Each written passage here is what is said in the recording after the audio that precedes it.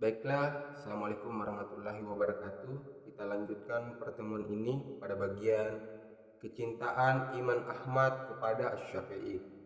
Kecintaan kepada Asy-Syafi'i telah bersarang di hati Imam Ahmad bin Hambal. Bila Imam Ahmad duduk bersama para sahabatnya, semerbaklah sirah Asy-Syafi'i yang harum di tengah mereka. Ahmad berkata, sesungguhnya aku memintakan kebaikan kepada Allah untuk Asy-Syafi'i dalam sholatku sejak 40 tahun yang lalu. Ucapkan, ya Allah, ampunilah aku, kedua orang tuaku, dan Muhammad bin Idris Asy-Syafi'i. Suatu hari putra Asy-Syafi'i menemui Imam Ahmad. Imam Ahmad menyambutnya dengan wajah berseri-seri dan melonggarkan dipannya untuk putra Asy-Syafi'i karena gembira dengan kedatangannya. Kemudian Ahmad berkata kepadanya dengan tersenyum, sesungguhnya aku mencintaimu karena tiga hal.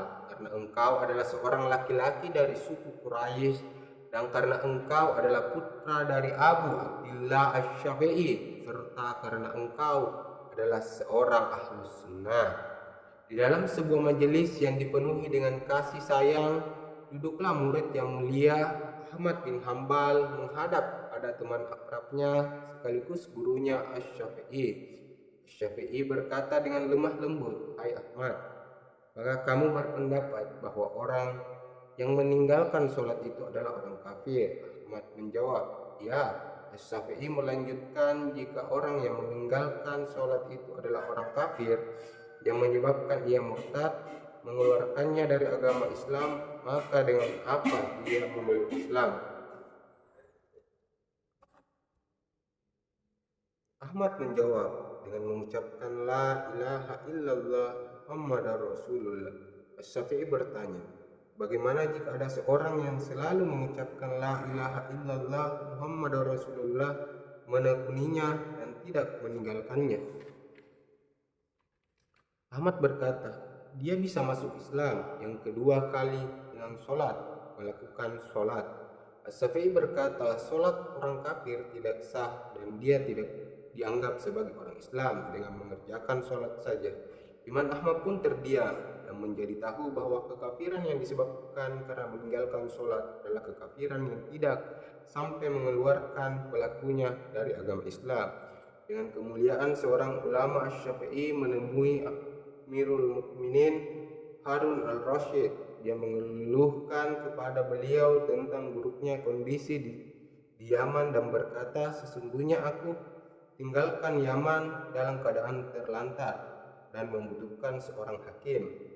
Dia melanjutkan ucapannya dengan penuh kepercayaan kepada Asy-Syafi'i, maka perhatikanlah di antara orang-orang yang duduk dalam majelismu sehingga aku bisa menyerahkan kedudukan hakim di wilayah Yaman kepadanya.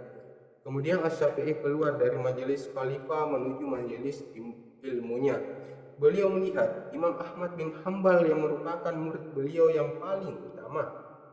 Asy-Syafi'i berkata kepada Ahmad, sesungguhnya aku baru saja berbicara dengan Amirul Mukminin yang akan mengangkat seorang hakim di Yaman. Dia menyuruhku untuk memilih seorang yang sering mengunjungiku. Sesungguhnya aku memilihmu, maka bersiap-siaplah hingga aku pertemukan engkau dengan Amirul Mukminin yang akan mengangkatmu sebagai hakim di Yaman. Ahmad meminta maaf dengan sopan dan berkata, sesungguhnya aku datang kepadamu hanya untuk mengambil ilmu.